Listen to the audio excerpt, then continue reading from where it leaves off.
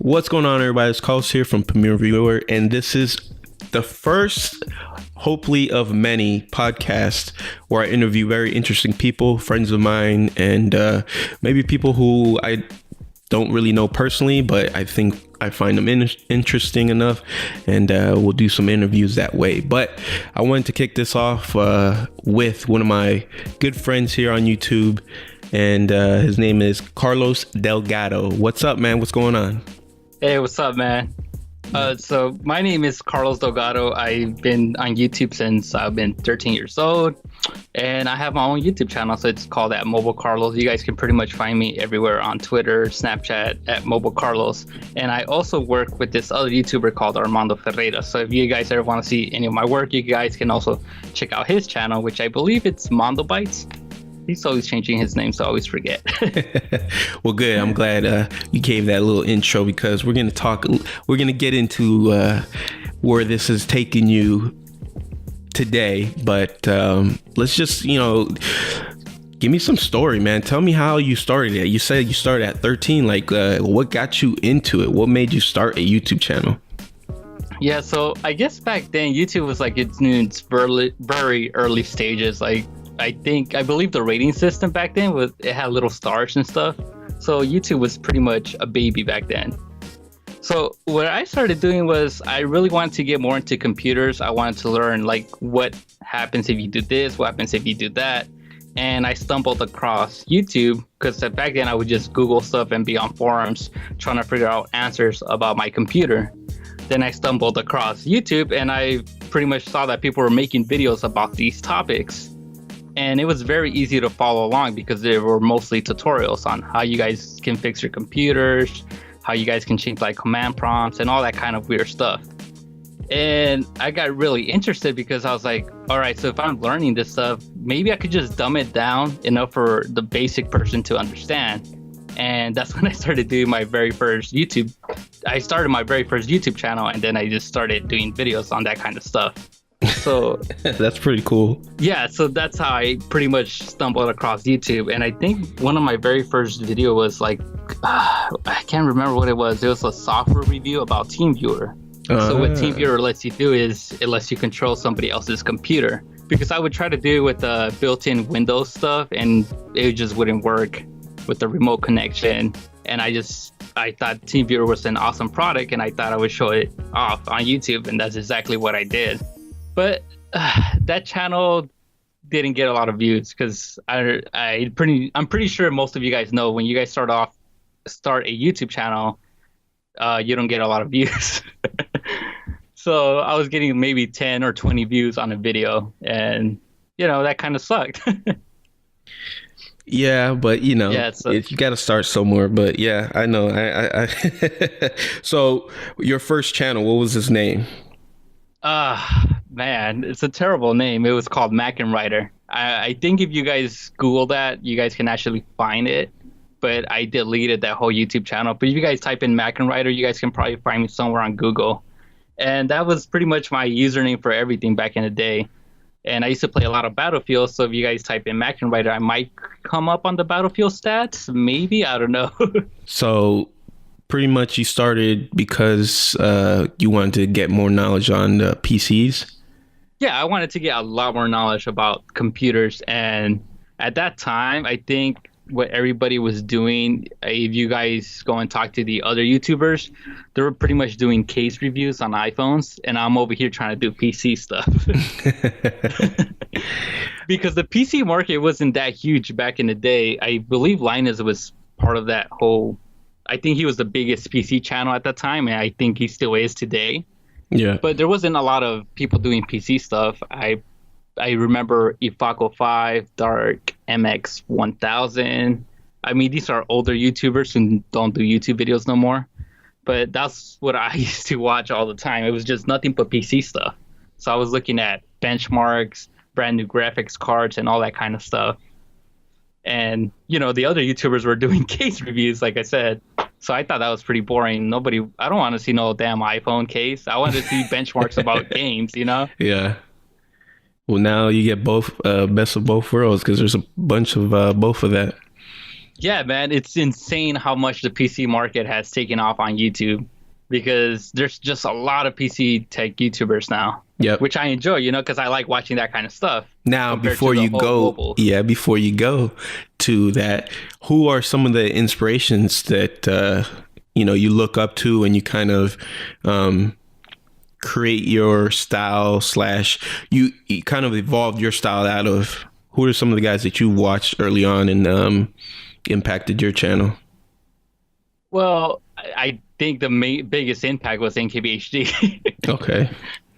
Just because of when I started seeing them, when they brought in over their HD cameras, they were doing the pans, they're getting nice lighting. You know, I was like, I want my videos to look like that because they look nice and clean. You know, they didn't look like a giant mess. Yeah, it didn't look like a webcam.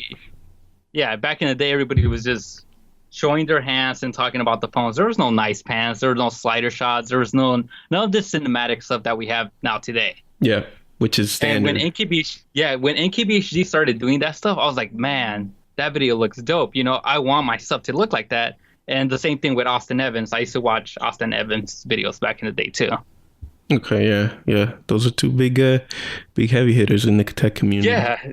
And I remember when they only had 5,000 subscribers, man, it was insane. NKBHD would reply back to every single comment on his old videos, and now he can't even keep up no more, you know? Yeah, I mean the guy's got so many subscribers that I don't even know what he did. No. Now, what was your first camera that you bought? All right, so when I was doing YouTube videos, I was just recording my screen and talking on the mic. And I really wanted a camera, so I went to work and I saved up money. So the very first camera that I bought was a Kodak ZI-8. Now, I don't know if you guys remember the Flip HDs. This was the competitor to those cameras. So they pretty much looked like a cell phone, and the best thing about that camera was that it shot in 1080p at 30 frames per second. And it also had a macro mode, so I could get really close to a product and just show the fine detail of it. But yeah, that was my very first camera. Wow. So it wasn't even interchangeable lenses, huh? Yeah, no interchangeable lenses. So if I needed to zoom in, I just had to move the camera. Also, it had a built-in microphone and you can attach external mics to it. But I mean, the microphone wasn't that great. So I would try to record stuff and then do voiceovers, which it kind of worked out for a little bit because I was using this cheap microphone from Walmart. It cost me like $5 or $6. That was my microphone, literally. And I was just doing YouTube videos with that. Yeah, I mean, I remember my first voiceover microphone was the Rock Band microphone. Yeah, because it was USB. Is that the microphone from the game? Yeah, from the game, the Rock Band microphone, because it was USB, and I figured, I connected it, and it like worked, and I was like, I could do voiceovers with this. I mean, I only used it like once or twice, and that was like you have to go to my early videos, and but I mean, you did what you had to do, right, back then. Yeah, exactly. But once you started getting like those other external mics, even that microphone that I had from Walmart that cost me $6, $10, I don't remember. It sounded a lot better than the internal microphone from the camera, and people can actually tell. So even those small little changes, like, it makes a big difference. Now you kind of have to come into it like having all that done. I mean, you can't start the way we started back in the day. I mean, I started after you, but you can't start a channel and build your way. You almost have to have a lot of it's sad to say, you almost have to have a lot of the equipment, but at the same time, there's not a learning curve the way it used to be for us. Like, we're like trying to find a new mic and trying to find the camera, Well, I feel like it's a lot easier today because if somebody were to start a YouTube channel, they can just use their smartphones because smartphones have that potential to shoot very great video. Some of them have amazing microphones, and all you pretty much have to do is just stand in front of the camera and talk. Just voice out your opinion to the world, and that's pretty much it. Back then, I mean, smartphones weren't even that powerful, if you remember. I think we were barely getting into that whole smartphone era around that time. and you really had to get a camera if you guys wanted to start a YouTube channel. You had to buy your microphone, you had to get your lights, you had to get your camera. Nowadays, I feel like it's a lot easier. Like if I were to start a YouTube channel, I'll just use my smartphone. Yeah, well, that's the thing. Like, that's why I think it's easier, because you already have access to all that stuff. And then, like, how many USB microphones are there? Like, there's a ton. You don't really have to spend more than $40-$50 to get a good USB microphone. And now you got a great voiceover, and then you have your phone to take all 4K. I mean, most of these phones are shooting 4K, so that's more. The only problem with that is, I know you experience it. As you upgrade your equipment, you realize, like, the equipment you have, speaking of like your computer, it just can't handle that stuff. Oh, I know. I remember when I switched over to 4K, I had to upgrade my whole computer. I think you remember I was talking to you that I had to upgrade my computer because my other PC could not handle 4K at all. It would always be crashing. I was editing on a Mac Mini. I had to really get it upgraded. Yeah, I remember that we spent a whole hangout call trying to get you to install an SSD on that Mac Mini. Yeah, I had to take it apart. Mike was helping me. Y'all were making fun of me. It was a crazy time. The good old days, right? When we all shot 1080p. Yeah. So what was your first DSLR then? My first DSLR, what was it? Oh, it was the Nikon D3100. So the only reason I got that DSLR compared to a Canon was because of the price. It was going for $200 on eBay refurbished, and I figured that's my entry into DSLR. Like, I'll get nice video quality, like people will notice it, and that wasn't the case. You actually have to learn how to use the camera. You can't just sit the camera in front of you and start talking and expect great video quality. Yep. Which was, I thought that's what's gonna happen. Like, I don't have to worry about anything. So that was a big learning curve. I kind of jumped way too ahead into the DSLR market. I think I should have waited a little bit more, or, actually, I would have to learn how to use my gear, I should have done that instead of just going straight into it, just start shooting with it.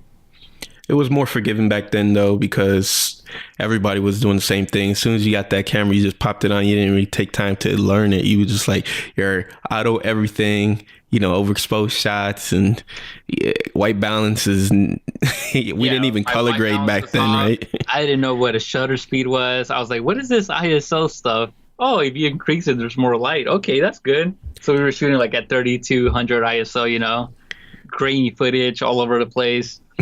and after purchasing that very first DSLR, I figured out that I needed to get a better microphone and I needed to get better lights. So that's when I started purchasing more lights, and then I bought my Zoom H1. Yeah, and trusty old Zoom. Yeah, which is an amazing microphone. You can still pick one up today and it'll sound amazing, Yep. I think that's everyone's first external microphone, right? The Zoom H1. Yeah.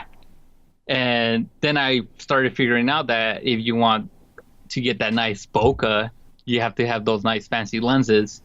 And it's achievable with the kit lens, but back in the day, I didn't know how to do that stuff. So I wanted a brand new lens. And I saw that the Canon, what is it, Nifty 50, the Canon 1.8, Yep. which is the cheapest lens that you can buy from Canon, was only $80, and the Nikon version was like $200. So I was like, man, why did I buy a Nikon camera? I should have gone with Canon. So that's when I was like, I need to get rid of this Nikon. So the first thing I did was I put it up for sale, and I actually made profit out of it. So don't tell anybody. I'm still sorry for whoever bought my camera, because I sold it for $300 when I got it for $200, and I used those $300 to go buy a Canon 60D. Oh, that was a beast, huh? Yeah. So I had to put in a little bit more money, because I think it was like a $600-$700 camera. But when I got the Canon, I kind of already knew a little bit more about ISO, the shutter speed, the white balance. So it was a little bit more easier for me to use. And that's when I started diving into photography with the Canon camera. So I did get my Nifty 50 eventually. And then I started taking pictures with it. But I'll tell you what, man, I really love my 60D. Like, if I could go back to that camera, I would. I would actually pick one back up. They're probably Because, affordable now, man. You could just get a yeah, they are. 60 at that point. Yeah, I'll be better full frame. Mhm. The thing with the 60D was, though, I would take it with me everywhere. Like, if I were to go to the park, it'll be with me, and I'll be taking pictures, or I'll be doing video stuff pretty much everywhere. Even when we went to Walmart or to the mall, I would bring my camera with me because I really wanted to learn how to use it, you know? That's good. I didn't want to most be most people don't do that. Yeah. They just buy their cameras and they just use it for a couple days and then they forget about it and then they pick it up again. But I really wanted to master my camera. So that's when I started researching a lot more about neutral profiles, you know, cine style and all that kind of stuff. And I realized I was terrible at color grading. Yeah, speaking of that, like, what was your first editing software? My very first editing software. Well, if we go back to my very early YouTube channel, it was Windows Movie Maker. Yeah, I did the same. It was Windows Movie Maker, and it felt amazing when I completed my very first video because I was like, man, I did this. I achieved something, you know? Mm-hmm. I just had this wonderful feeling that I was able to edit my very own video. Yeah, And oh man, see, that's me and you are just, because I had the same, like, the fact that you can create something that wasn't there before, and it doesn't matter how bad it was, like, it just gave you confidence to be like, man, I can keep on going. Yeah. And when I did my very first YouTube video, I was already 5-6 videos into it when I had this high school project and my teacher was like, oh, you guys can either write an essay, guys can come up here and present, or you guys can make a video.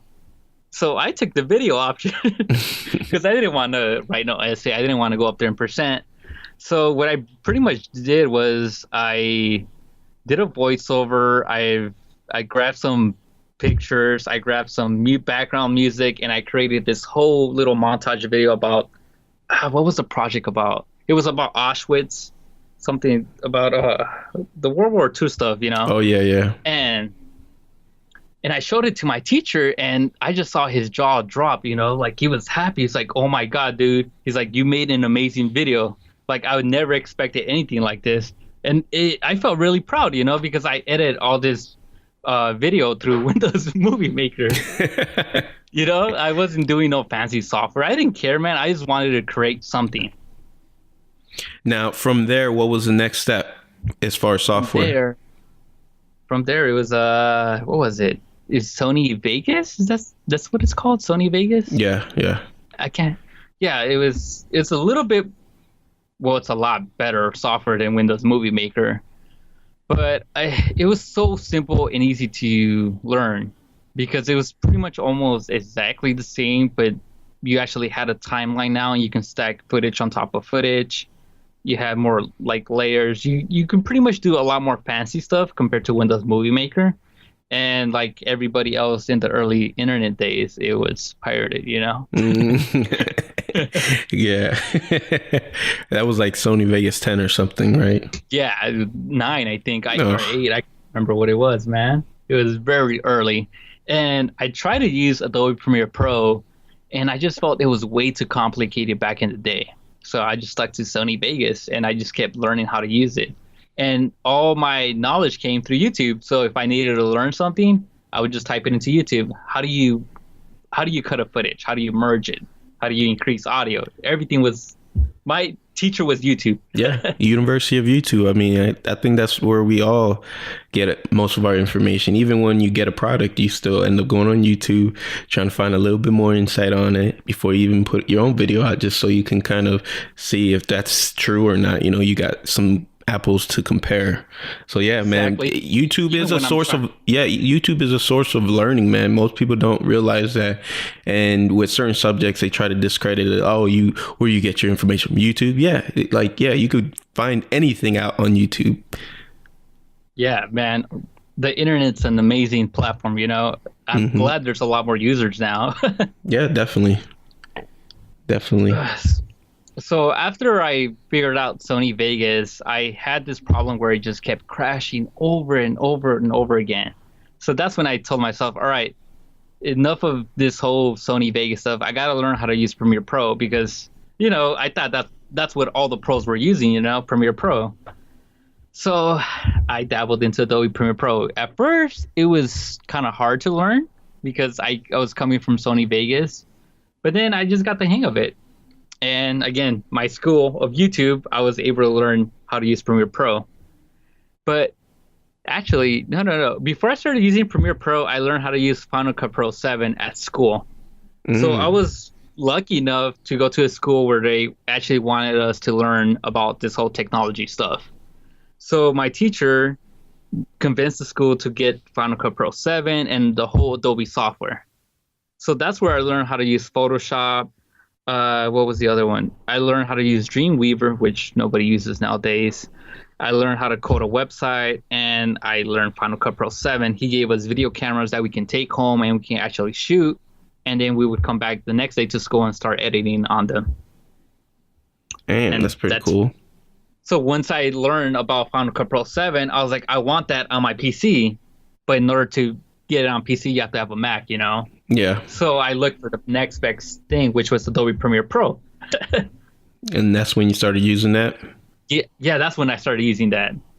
How long do you think it took you to kind of get the hang of it? Oh, man, it took me like a year and a half because I was so stubborn. I still wanted to use Sony Vegas because using Sony Vegas is just stupid easy, man. Yeah, but once you get comfortable. It just kept crashing where I would be in the middle of a project and it would just crash and I would have to start all over again with Sony Vegas. So that's why I just went to Adobe Premiere Pro. I was like, it'll be a lot better. And it was a lot better. I love the autosave feature. Dude, I know that saved my life a couple times. And I had to change it out because there's times when it didn't save my life where I was like, it didn't save in time. And then, that's when I got my first PCU. Every time I make a edit in Premiere Pro, I just hit Command S, or what is that on PC? Control S? I don't remember, man. I edit on multiple computers now. I don't even remember. At this point, you gotten pretty good. At this point you got pretty good. So who are some of the channels that you like modeled your editing style, or did you just kind of create your own editing style?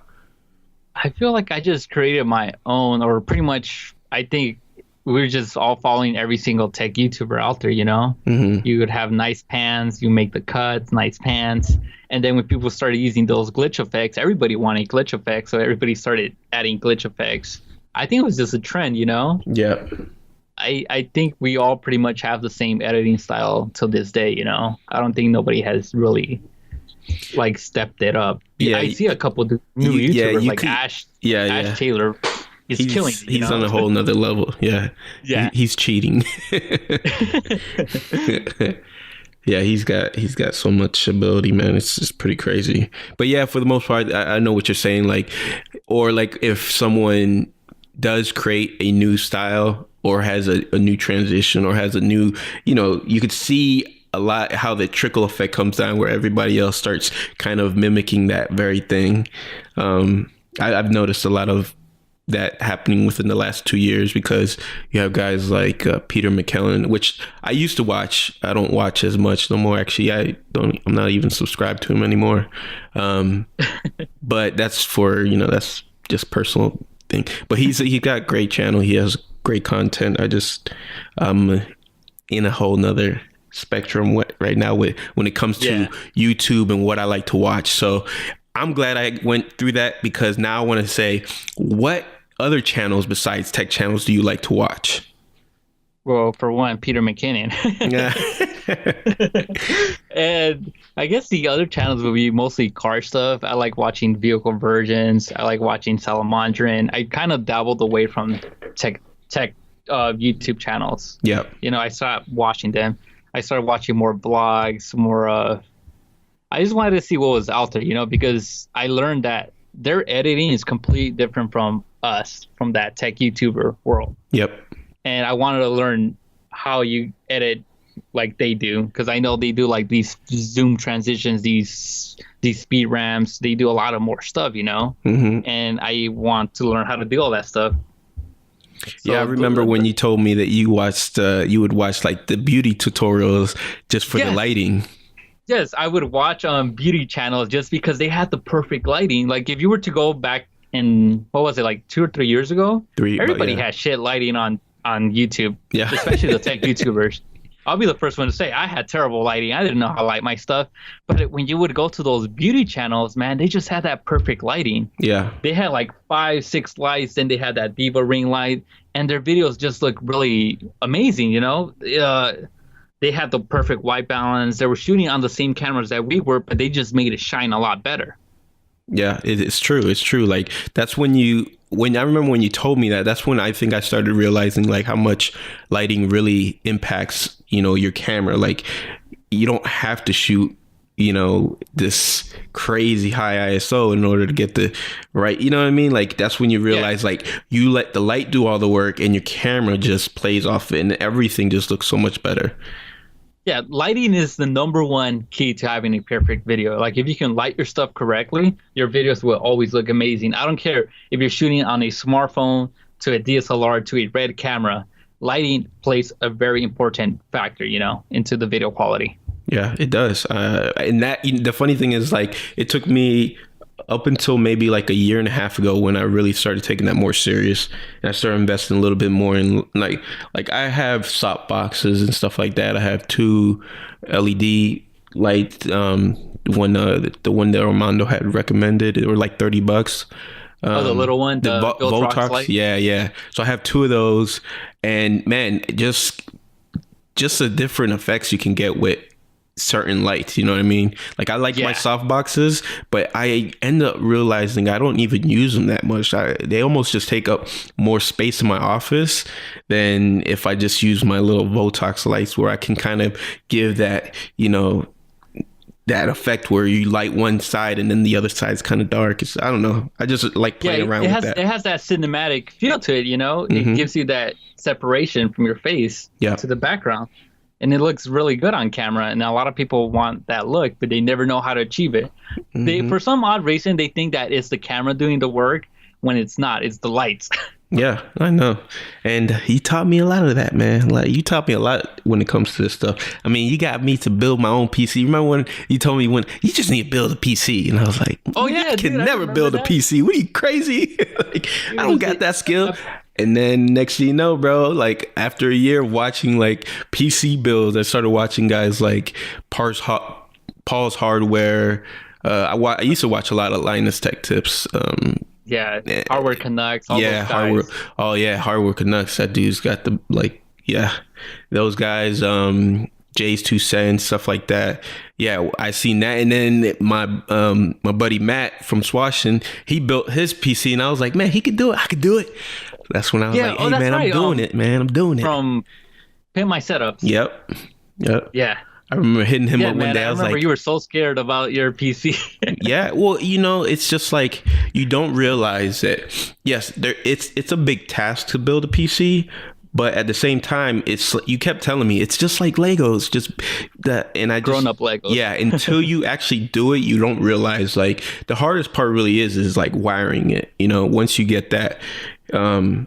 I think it would be wiring it and putting on the heatsink on the CPU. I think that would be the most hardest thing. And then those things are not even really that hard. Like once I built it, right, and then I started having to wire it, that a few times I just didn't know where things were. But once I put them in, I realized like literally it tells you where it goes. Like there's only so many places that wire is gonna go, and it's almost like really there's only one spot for that wire to go. It's just certain really things like that. It's hard to mess it up. Yeah, I mean, there's certain things you just got to remember what you got to do. But other than that, I felt so amazing when I built my computer. I was like, yes. So, yeah, I loved it. And you gave me that confidence, man. So thank you, brother. I'm glad I was able to help with that. Yeah, it was big. It was a big part of like my channel. And you're another reason why I started editing in Premiere Pro, because you was like, man, if you ever do a PC, you can be stuck in Final Cut and then you have to learn how to, I was like, damn, you're right. But if I do Premiere, I could do both. Yeah, I remember when you hit me up, you had like what 50 or 60 subscribers. I was like, who is this guy? Yeah, I was a little jitterbug. But I remember you asking me a question about the 50. I think you bought one, right? The 50 millimeter, the 1.4, because you wanted that the 1.4, that bokeh effect. Yep. Yeah, I remember, man. I remember all those early days. You had a review of the Vizio TV on your YouTube channel.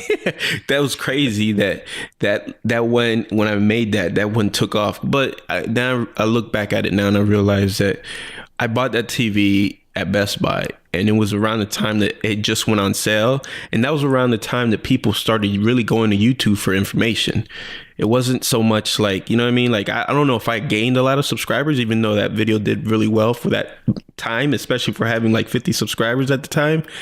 But it was like 10, 12,000 within like, I don't know, a few months. I was like, wow, what the hell? Like, this was not even really a good review. I shot that on my, my Galaxy S3 or something like that. That's what I was using it for that video. And man, really, I didn't even know that. I thought you were using a DSLR for some reason. See, if you don't tell me, I don't even know this stuff. It's crazy. But I remember when I hit you up, I was like, hey man, can you give me some pointers? And I remember you were like, just make your video shorter. And I was like, all right, good, I'll do that.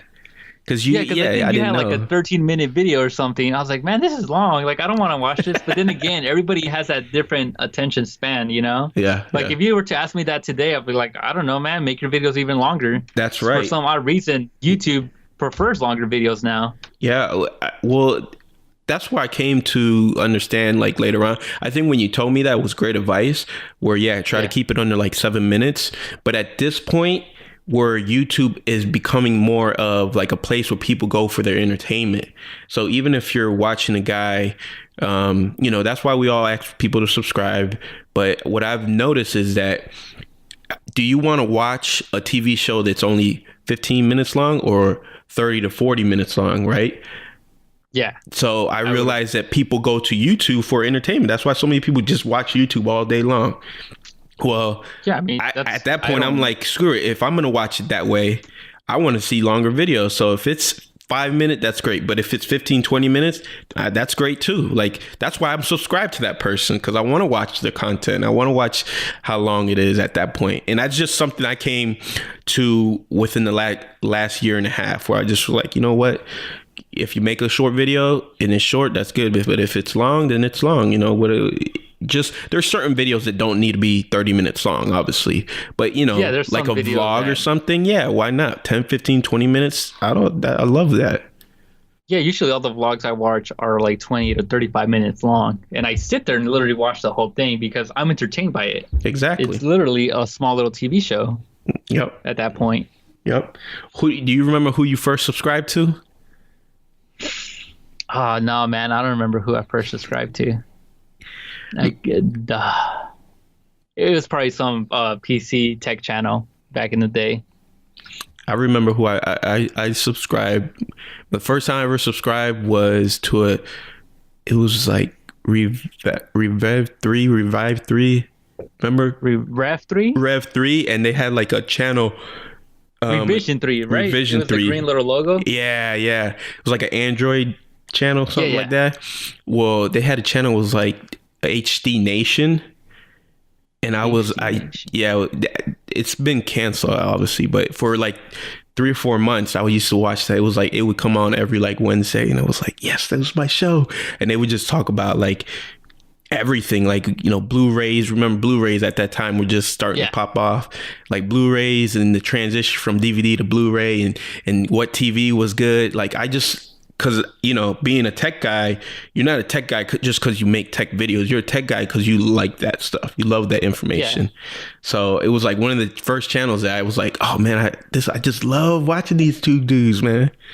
So yeah. I think I can't remember who was the very first YouTube channel I subscribed to, but I would patiently wait for a brand new video from Ifako 5 all the time, because at that time he was the only one making, like, they weren't the best PC videos, but they were more raw. You know, they felt like a vlog. He was talking about the benchmarks. He would complain about certain stuff about the computers or certain things about different products. Yeah. And I just loved that. Like, I would look forward to seeing his videos. Like, I couldn't wait. Yeah, and that's, you know, it's changed a lot, right? YouTube has changed a lot since back in those days. It doesn't have that same excitement that it once did. I guess maybe just because we're a little older now and we're just kind of more jaded to it. But yeah, that could be it, because I still see my sister. She's a lot younger. She's 11 years old. She always tells me, she's like, I can't wait till my favorite YouTuber uploads a brand new video. She's like, I really want my favorite YouTuber to upload a brand new video. But, you know, I think we just got a lot older where we just don't care. If he's not uploading anything, we just move on to somebody else. That's it. Yeah. Or we also have more patience. It's like when they finally do, it's like, okay, they finally upload. Great. Yeah. But like, I would like Ash to upload more videos, but you know. Yeah. Who knows what he's up to that he has. Yeah. Yeah. That's true. That is true. So I guess I'll go back to my YouTube channel. I had that whole Magnum Rider YouTube channel. I can't remember how many videos I exactly did, but the biggest regret I have with that channel was deleting it. I got bored of YouTube, and I decided at some point during my YouTube career to just erase that whole channel. Oh, man. So if you go back, you can't find those videos. And I started a different YouTube channel, which was months later. I was like, I need something catchy with a nice name. And I started Tech Monkey. Tech Monkey. Yeah. Okay. And I only did one video. Because you realized the name was bad? Well, I felt like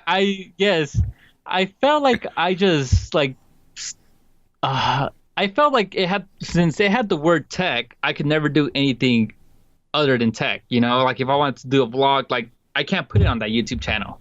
Yeah, you're right. So that's one of the reasons why I was like, man, I don't like that channel.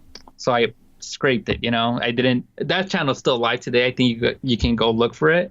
And I probably only have one video. It's the worst video ever. And from there on, I started a different channel. And I was watching this YouTube tech channel. His name is Luis. He still does videos. I think he goes under Luis GVN now. Mm. But he created his vlog channel, and he called it Mobile Luis. And that's where I got the idea. I was like, oh, I like this. Like, it's mobile. Like, you could do anything. Yeah. At that time, I really liked the name, so I took it.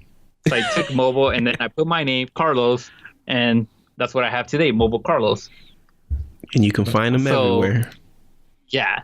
So pretty much I had that YouTube channel, but I would just watch other people's content. I wasn't creating any content for my own until I graduated from high school. That's when I was going to college. And at that time, Android 4.1 or 4.2 came out, and they had this brand new camera update. And I saw a lot of people online complaining that they didn't know how to install it. So I was literally about to go into class, and I told myself, like, wait, I'm going to skip this class. I'm going to go make a video and then upload it to YouTube and then see if I have time to come back to class. So I skipped my class at college, and I went and shot my video on how to install the Android 4.2 camera onto your Android device. And that video actually did very well. It actually gained over 1,000 views that first day. I was pretty excited about that, and I got my first 60, 70 subscribers from that video. That's not bad. That's pretty cool. And then you got hit by that bug, and you're like, I got to make another video. Yes, exactly. I got this exciting feeling because people are like, oh my god, like I want to see another video. Like, can you do a review about the camera? I was like, all right. So 2 days later, I shot the review about the camera. It didn't go so well, but it still got views, you know. And I was excited because if I compared this to my early YouTube channel, I was only getting 10 or 20 views. And over here, I'm getting 100, 200, 300 views. Wow. Which is a lot better, you know. It pumped me more up. It made me want to create more content out there. Yeah. That would. And then Yeah, and then I just started making videos about Android, which is funny because it actually fit my name, Mobile Carlos. I was making stuff about mobile devices.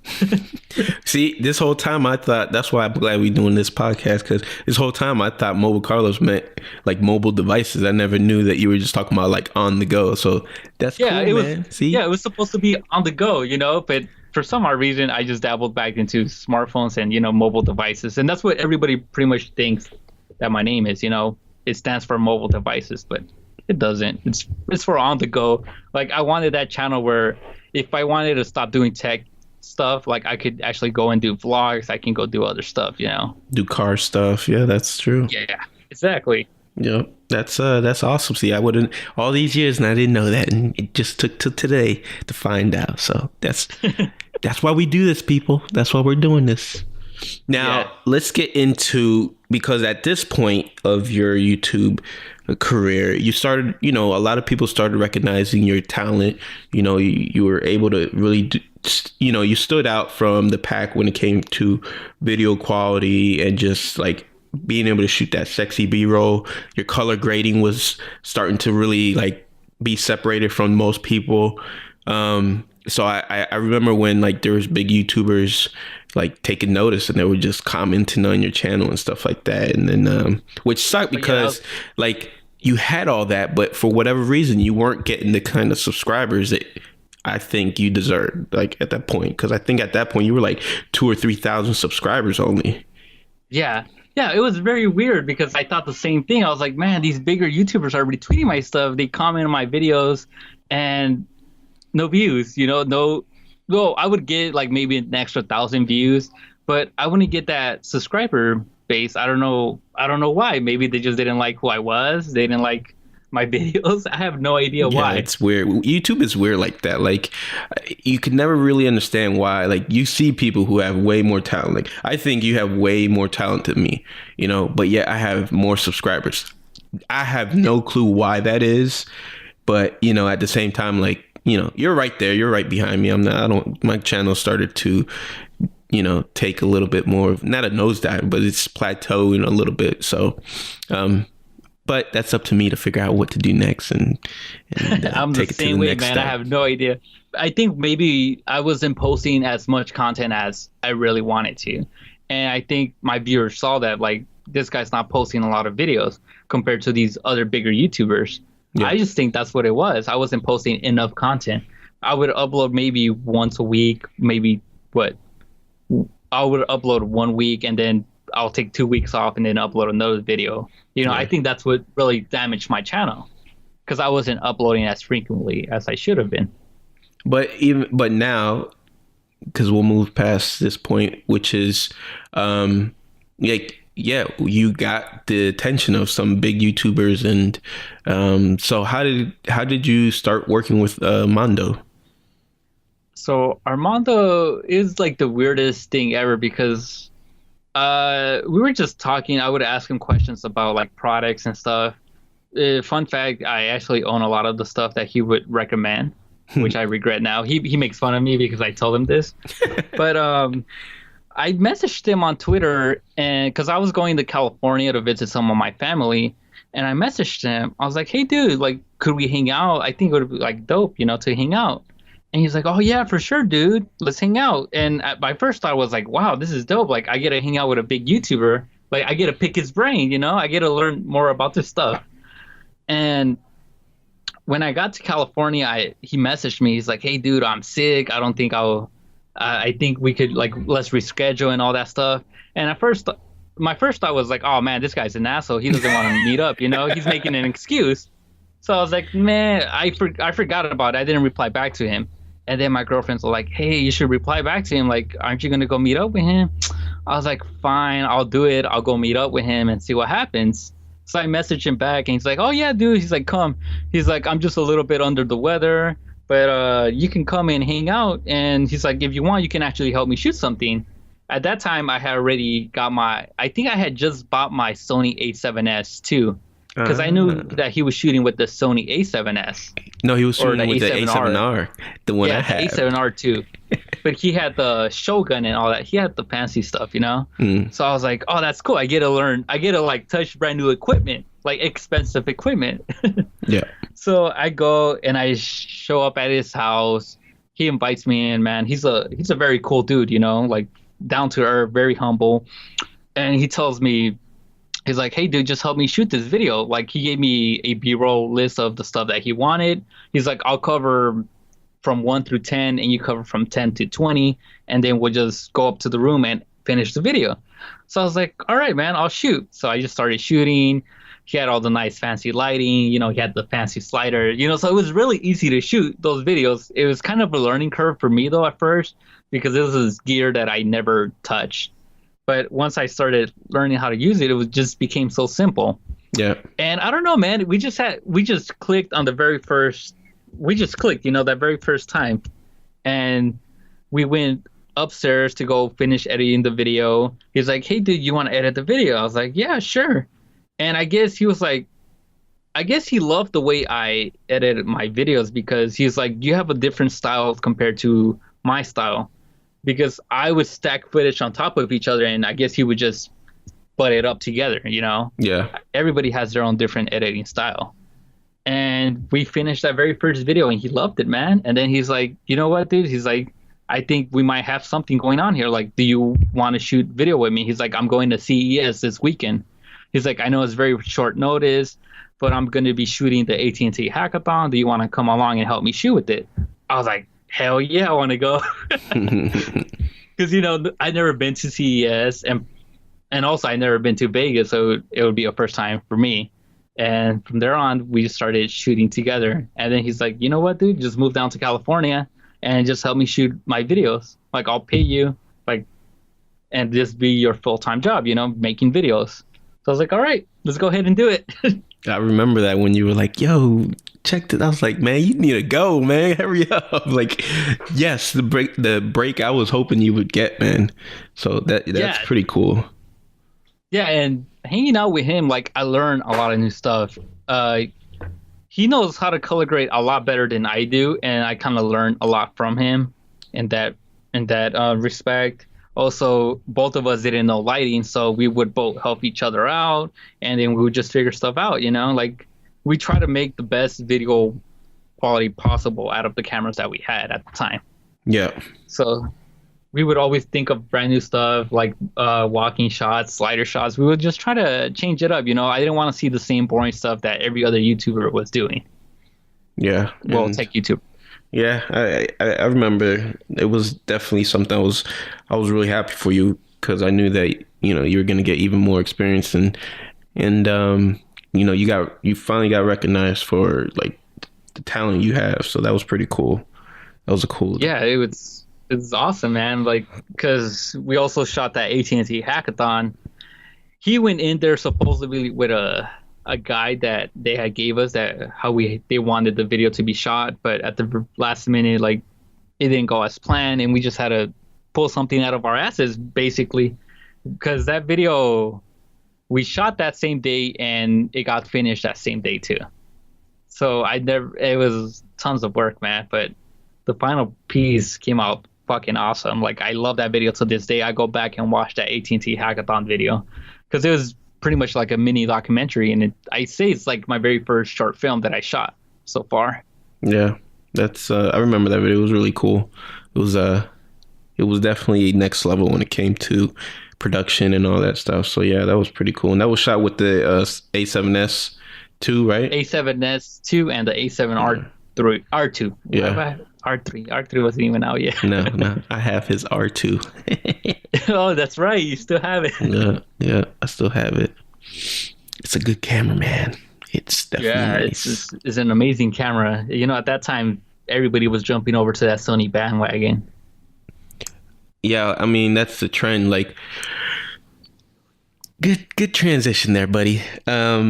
So then when you guys started working together, like, what made you guys decide to go to the Canon 5D Mark IV? So the problem we had with the Sonys was that the colors just weren't there for us. You know, it took us a lot longer to color grade the video than to actually render it, you know. Yeah. Because, you know, So that's when he's like, I'm gonna try the Canon, because I think we went to Vegas and Danny and OT for Tech, John, they were talking about it. They were like saying how amazing it is. Oh, no. Actually, he went to New York for an event. I don't know what event it was. I stayed back, and he met up with Danny and OT for Tech, and they were just showing him the Canon 5D Mark IV. And then he calls me. He tells me how amazing of a camera it is. The colors are there.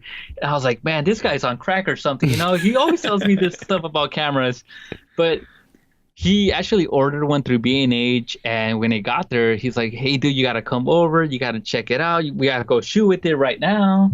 So I went over and we shot with it. And the thing that I liked about it was, one, the autofocus. Autofocus was amazing. And two, the colors. You can't beat Canon colors, man. We literally shot a video, no color grading. All we did was cut it up, add music, and dropped it onto YouTube.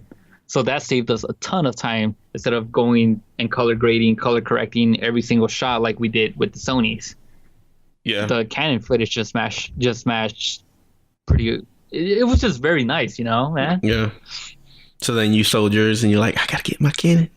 Yeah, I sold my Sony A7S you did that a week later. You did that like in the cut too, bro. Nobody knew about that. Not even me. I don't think nobody knew we were shooting with the Canon.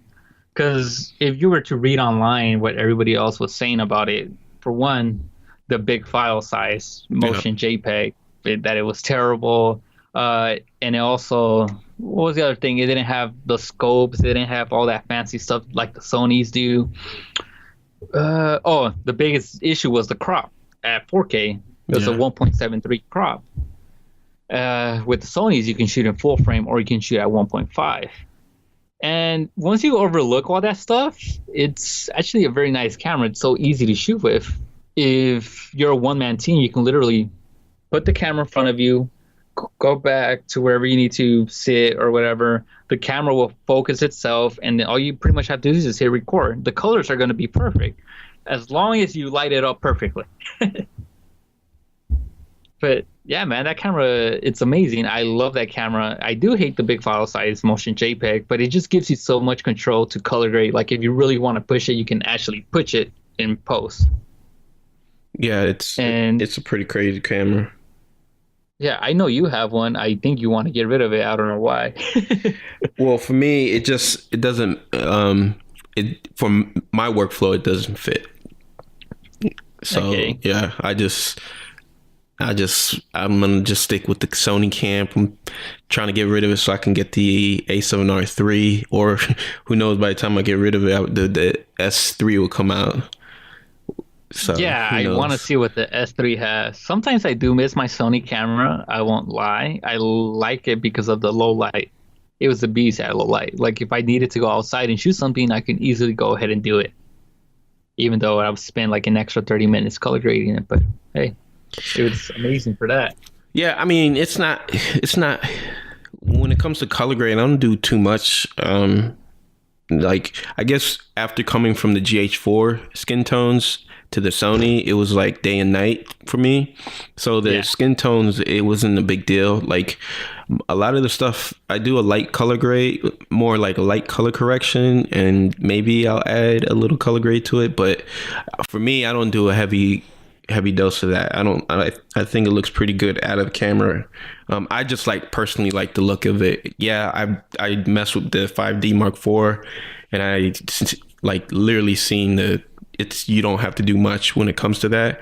But I guess I just like part of doing that. But as far as the workflow for the 5D for me, I don't know. I already have a Sony a6300 and the A7R II, and I like to do a lot of A and B cam, and they just match up really well. So I don't want to even mess with trying to implement a whole nother color science behind it, you know what I'm saying, to try to match it. So I'm just you know what, I'm just gonna stick with the Sony, even though the thing that I really hate about Sony is the glass is so expensive. Yeah, that's the only bad thing. And if you use non-native glass, you lose a lot of it. Doesn't work as well. Yeah, you don't get that amazing autofocus. I think that Sony has amazing autofocus. and you don't get that, so you almost have to like sell. Like I still have two Canon lenses, but like it's, you know, I'm probably gonna end up selling them and going all native. That's why I say I'm just more invested into that ecosystem. See, that's another reason why we also went with Canon, because all we had was Canon glass. And I think we were supposed to shoot something and the adapter just wouldn't work on that during that time. It was changing the aperture like randomly. I think the adapter failed, you know? And when you're shooting a very important, like if you have a very important event and something fails like that, and that's your only camera, like you can't shoot the event, you know? Yep. And that's one of the reasons why we went with Canon, because we're like, oh, it's just native, you know, just mount it on there. There's no adapter. There's none of that messing around with it. It's just going to work. Yeah, it's, yeah, like I said, to each his own. Everybody knows what best fits their workflow and what works. I mean, I really considered it, but at the end of the day, I just, with the things I said, like, I'm just going to right now stay with the Sony. Yeah, I mean, just use whatever works best for you, you know? Don't go out there and get an expensive camera if you don't know how to use it. No, exactly. That's 100% I right. would just learn how to use your camera first. Yep. Because I always get questions, you know, like, hey, man, you use that expensive camera. Anybody can make a nice video with an expensive camera. I was like, yeah, I've seen people with expensive cameras and the video doesn't look that great, you know? Yeah, those are people who don't understand. That's stuff that you have to deal with when people are, one, I think, jealous, and two, they just don't understand like what it takes to make a real video. They think you just turn on the camera and that's it. Like, no, there's a lot that goes behind the scenes and all that stuff. Yeah, man, a lot of behind the scenes. Like, people don't realize how long we spent to actually shoot a video. Or sometimes you shoot a video and you're just not happy with it, and we have to reshoot videos over and over again until you get it perfect. I know I've done that a couple of times. I shot a couple of videos where I didn't like them and we had to go reshoot it. Same thing with Armando. We shot his drone video multiple times. We shot it like 5 or 6 times, and I don't know, he just didn't like it. I guess the things he was saying, they just didn't come out nice on camera. So we went back and we reshot it. Now that video that we reshot has over 1.5 million views. Holy! I think it has 2 million views. Wow, that's crazy. And that's the effort it takes. Like, if you can do that, like I got picky like that every once in a while, certain videos. But for me, like where I'm at in life, like with kids and everything, I don't have the time to necessarily reshoot stuff. Because if I got, because that kind of held me back for a while. Why I kind of went where I wasn't making a lot of videos is because some stuff like that, I was getting too picky with it. And then I realized, like, dude, either you're going to make a video, you're going to put out content, it's going to be good enough. And, you know, when you finally get to that time when you can polish the hell out of it, then you'll have that time. But until, you know, your kids get older and you don't have to, like, you know, wait till they're asleep. And then, like, you know, there was a lot for me that went into it. So, yeah, man. When you, especially when you have your studio at home, it's kind of hard because you have the kids, you have the wife. Come spend time with me. Like, you got out of work and then you're going to go upstairs and shoot YouTube videos. Where's that family time? You know, you got to separate all that stuff. You know, I get it, man. You can't go. You shoot that perfect video, but if you didn't like something, it's kind of hard to reshoot it. Yeah. Just got to learn how to work around it. But for what you guys do, I think it's perfect because now you guys have a studio, you have the equipment, and you're able to afford to be able to say, no, we can wait, you know, we can wait a couple more days and try to reshoot some stuff. So because you guys, this is more of a business for you guys, which is on a different level. Like for most of us, it's still just a hobby, even though you guys, I know you guys still treat it as a hobby, but at the same time, you do create. You guys create. I mean, if we start treating it like work, it gets boring. Then you don't want to do it again because everybody hates work.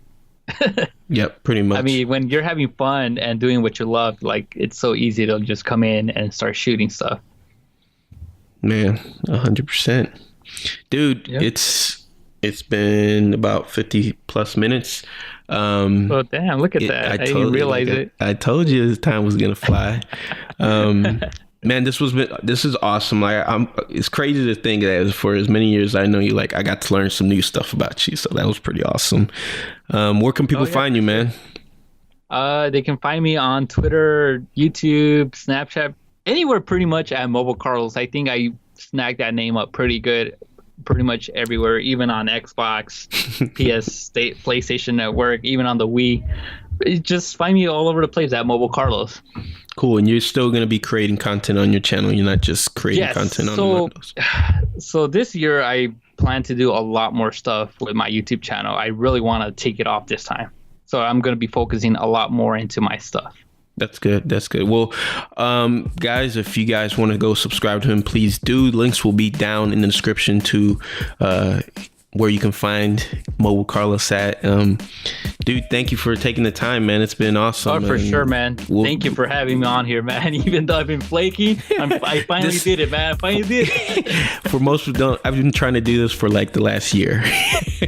Yes, he has. He has been trying to do it for the last year. But hey, man, it worked out. Almost didn't, but it did work out, and I'm glad that we finally got to do this. Guys, make sure you like, share, subscribe.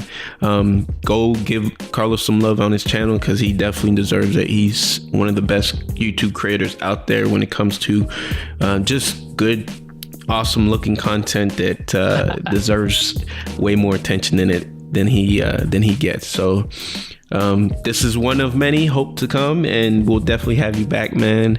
And we'll just close it out there, man. All right. Cool, Thank man. you for having me on here, man. Awesome.